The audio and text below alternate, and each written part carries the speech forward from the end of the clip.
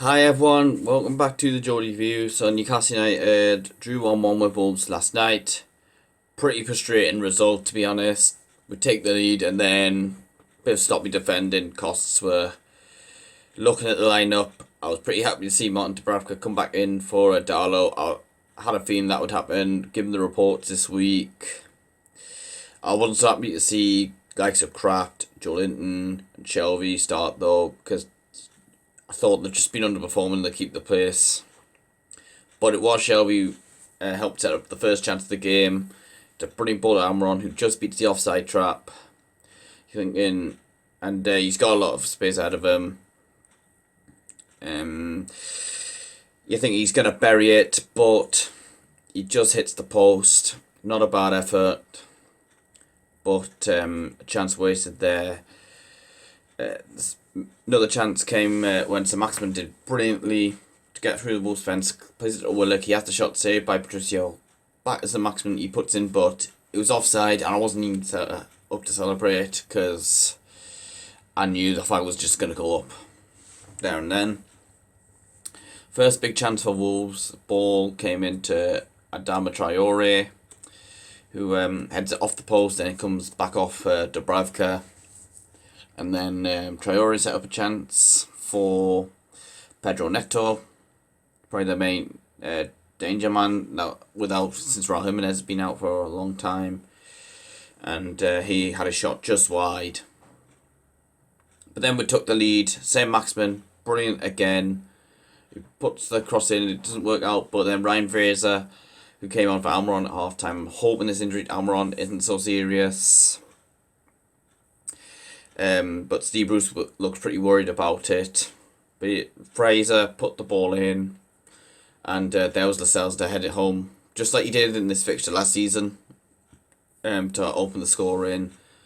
He's got a lot of stick, but that's brilliant from the captain. Unfortunately, though, we just didn't have much of a game plan after we went 1-0 up.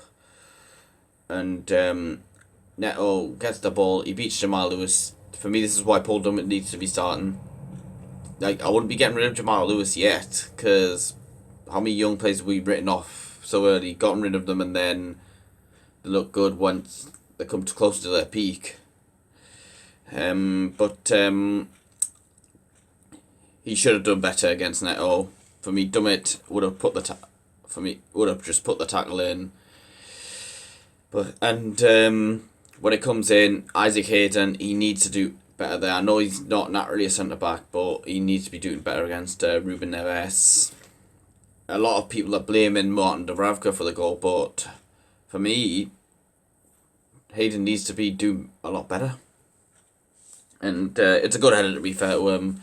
There's not much Dubravka can do about it. Yes, he gets a hand to it, but yeah, he's unlucky there, in my opinion.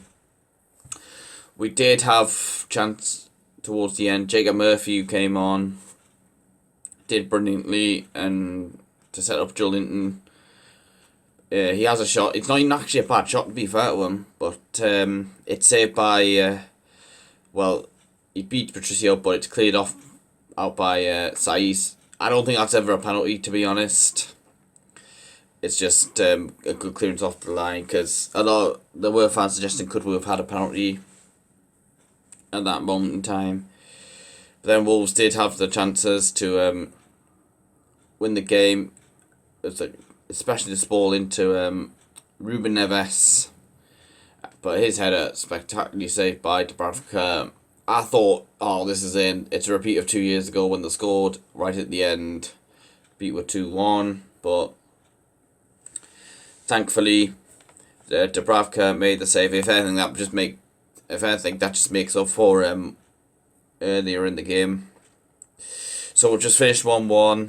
It's not a bad point. I predicted a 1-1 draw, but you're probably looking at a 2 points drop rather than a point gained. In terms of the table, Fulham just drew 0-0 against Crystal Palace, so we're kind of in similar positions at the start of play. But then Fulham are playing Tottenham on in midweek. They could maybe win that game, but or get a result from that game. But then again, they're going to have to win if they're going to go above her. And if they don't win, then they're behind her still. But then we'll have the game in hand because I think this has been rescheduled due to Tottenham being in the FL Cup final on that weekend. And I know Tottenham right now are beating Burnley 2-0 as I'm speaking. Hopefully they do get the 3 points there. I mean, you might know the result of that game by the time you do watch this video. But